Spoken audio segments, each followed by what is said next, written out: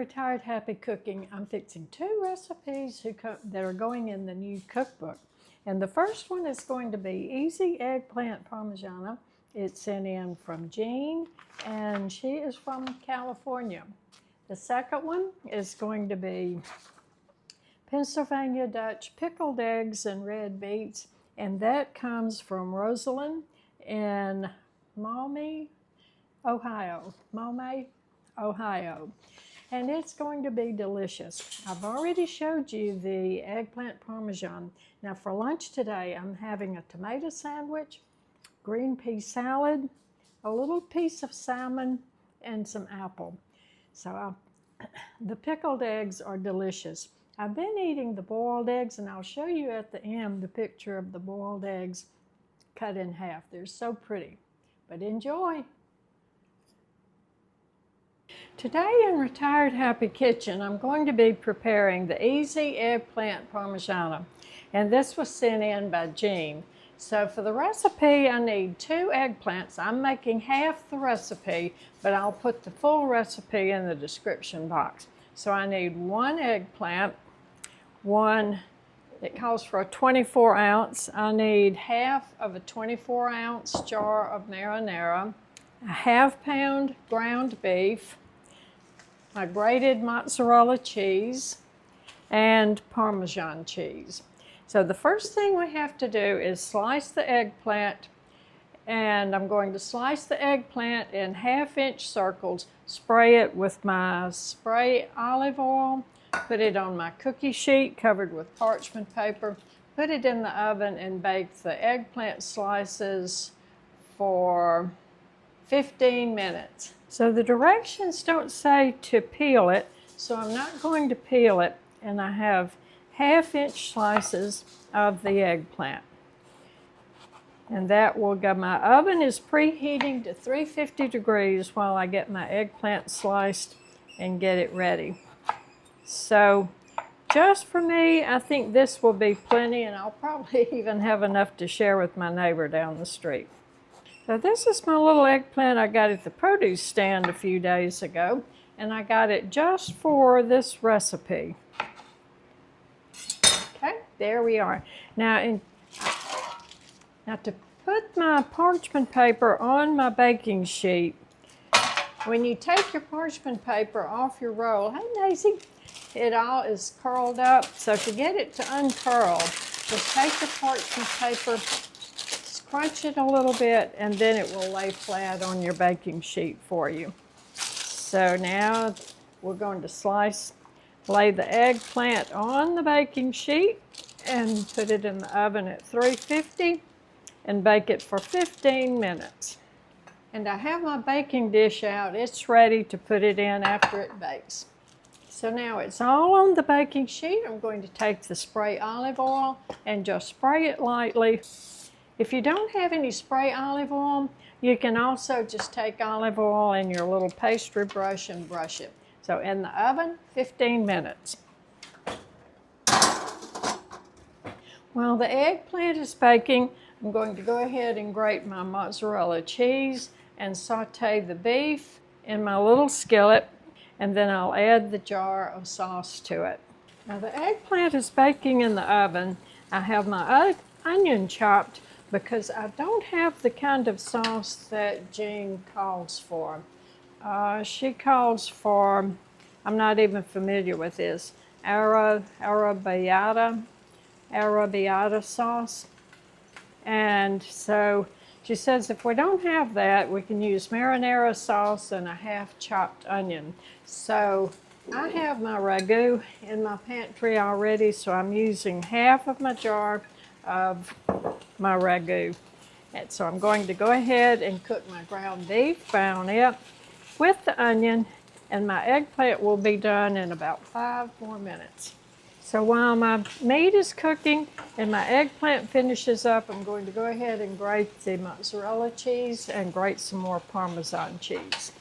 Now the recipe says if you're a vegetarian that you can use 14 ounces of meat substitute like Impossible ground beef. So there is a suggestion if you're using vegetarian and want to use this recipe. Now the hamburger meat is browned. I'm going to add half a 24-ounce jar of marinara sauce. And the eggplant is almost done, so we're almost ready to put it together. Now the other half of the sauce I can use for my tortellini or use for another pasta recipe. Now everything is ready, so the eggplant is done, the sauce is ready. So now we're going to spread a little bit of sauce on the bottom of the dish and add one layer of the eggplant slices. So let's go ahead and do that. Spread some sauce on the bottom. Okay, and now a single layer of the eggplant. So my eggplant was a little bit big, so I'm going to put some smaller ones and larger ones. Put one more on there.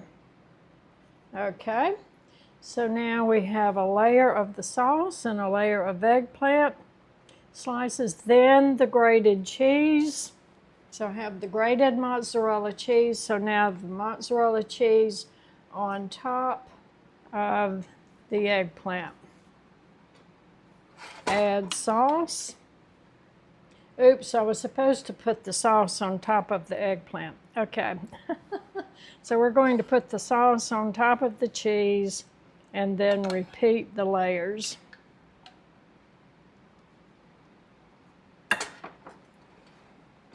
Okay, now I'm going to finish it off with the eggplant slices. And now we'll finish it off with the sauce. So we'll put all the rest of the sauce on top of that. So this is the rest of the sauce on top of the eggplant. I'm going to go ahead and kind of just spread it all over. And that is half of my marinara sauce. That's 12 ounces. Since I have the whole rest of the jar, I'm going to add just another spoonful or two right up in the corners to add a little bit more sauce to it. Okay, that looks good. Now we'll finish up with the rest of the mozzarella cheese and spread that around on the top. And that's all the mozzarella cheese I have. And now, oh, I got sauce on my recipe. And now it says top it off with the Parmesan cheese. And it calls for 1/2 cup Parmesan cheese, and I'm halving the recipe, so it would be 1/4 cup Parmesan cheese. And I have just about that much.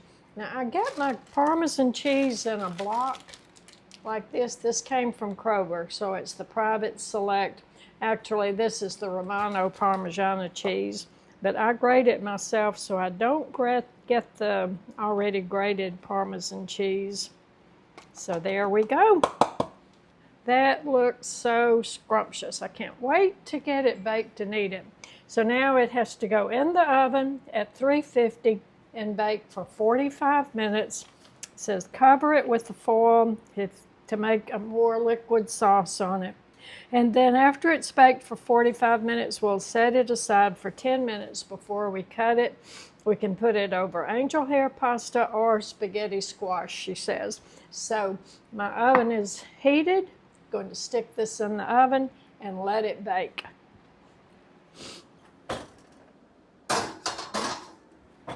So now my eggplant is almost done. I'm going to go ahead and get my spaghetti on to cook. So what I have is thin spaghetti. I really like the angel hair, and right now I have just regular thin spaghetti. So I'm going to get that cooked, and then I'm almost ready to eat lunch. And I'm using the same little boiler, which is, it's a kind of a skillet with high sides on it, that I cooked my meat and sauce in. So we're going to go ahead and get this all cooked and ready to eat. It's going to be so good. So now that I just took the eggplant parmesan out of the oven, and doesn't that look delicious? Going to let it set while my pasta cooks, and then ready to eat lunch. Now my pasta's done, the eggplant's done. I just drizzled a little bit of olive oil over my pasta. So I'm going to put that in my pasta bowl, a little bit in the bottom. There is our eggplant. Doesn't it look wonderful? Just like if we were going to Olive Garden. So I'm going to cut out a little section and put it on my pasta in my pasta bowl. And there we go. Get a little bit more of the sauce in the bottom and the cheese. And I went out in my garden and got a little bit of my fresh basil. So I'm going to put a little bit of the chopped fresh basil on top of it, just to garnish it and give it that Italian look. The red, the green, and the white. Those are the colors of the Italian flag. So isn't that beautiful looking? This is my lunch today. And I hope you will try this. Thank you very much, Jean, for this recipe for easy eggplant parmigiana. This afternoon in the kitchen, I'm going to be making Pennsylvania Dutch pickled eggs and beets. And this recipe was sent in from Rosalind from Ohio. So what I need, I'm going to be halving the recipe again, and I'm starting it this afternoon so they'll be ready to eat tomorrow because they're supposed to sit overnight in the refrigerator. So the recipe calls for 3 cans of red beets, whole or sliced, 3/4 cup apple cider vinegar, salt, sugar, 2 bay leaves, 1 medium onion sliced, and 1 dozen eggs. So to start off, I'm going to open my beets. I have 2 cans of beets, so I'm going to half the recipe. And these are the Kroger no salt added sliced beets. So I'm going to pour the juice into a medium saucepan, and we reserve the beets for later. And then I'm going to heat that in the medium saucepan. So let's go ahead and get the beets open and pour the juice in my little skillet. I have my little skillet ready, and I'm pouring the juice off of both cans and pouring that into the skillet. Now I'm just going to leave the sliced beets in the can. The recipe says to reserve the beets for later. So there we go. Now the juice is poured off. Now we need 3/4 cup cider vinegar. 3/4 cup cider vinegar is 6 ounces. So what I need is 3 ounces. And I am going to shake this up because this is the Simple Truth Organic Raw Unfiltered Apple Cider Vinegar. I'm going to shake it because it does settle to the bottom a little bit. Okay. So there is the vinegar. Now 1/4 teaspoon salt. So I need an 1/8 teaspoon salt. And I have, this is the Himalayan pink salt. So I need 1/8 teaspoon. And since my beets were unsalted, I'm going to put just a tad more salt in it. Now we need 1/2 cup sugar. So I'm adding 1/4 cup sugar and 1 bay leaf. Now we're going to turn that on and bring it to a boil. Be sure and get all of the sugar and the salt to dissolve in the liquid. And while that's heating, I'm going to go ahead and peel my eggs. I have 6 eggs I'm going to use. Now the beet juice is boiling, so we're going to turn the heat off and set it off and let it cool just a little bit. Now I have the 2 cans of beets added to a large bowl and 1/2 sliced onion. So I've sliced my onion very thin.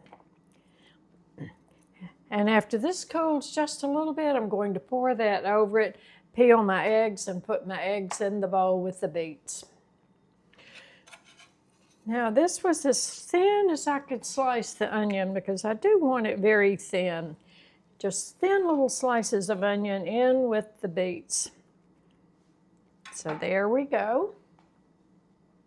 Now in my bowl I have my 2 cans of sliced beets, the very thinly sliced half onion, and I've positioned the boiled eggs around the side because we want the beet juice to get all over the eggs. Now to get my eggs to come out perfect every single time, I put my boiler of water on my burner, let it come to a boil. After it comes to a boil, now I do set my eggs out and let them come to room temperature before I put them in the boiling water. But after the water comes to a boil, I use this slotted spoon and gently drop the eggs down into the boiling water. And I turn it down just a little bit so it's not on a high boil, but it is still boiling. And then I cook them for 10 minutes exactly to get a hard-boiled egg. Then after 10 minutes, I put it in the sink, pour all the hot water off, fill it with the regular faucet water, put ice cubes in it, and let them sit and chill. Every one of my eggs peels perfectly using that method of cooking. So if you have trouble getting your eggs to peel, try that. When I'm ready to peel it, then I tap my eggs on the counter, roll it to loosen and crack the shell all over, and then get it started on the side, and it peels right off. Now I'm going to pour the juice over, and I hope this is enough to cover my eggs, because it's supposed to be enough to cover the eggs completely. So let's see how we do. These are some bowls that I have had for a long time, since way back when I had my cupcake shop. And I used these bowls to put my chicken salad and my tuna salad in for the lunches every day. So I'm going to push my eggs down into the juice, and my eggs are covered. So now all we have to do is just cover it, put it in the refrigerator, and let it sit overnight. In the morning when I get up, I'll take it out, kind of stir it up a little bit, and get the beets and the onions and the eggs all down in the juice. But I can't wait to try these pickled eggs. Now I love pickled beets, and I often buy pickled beets at Kroger. They were out of them this last time, so that's why I had 2 cans of plain beets. I was going to make my own pickled beets. So thank you, Rosalind, for this recipe, and we're anxious to try it.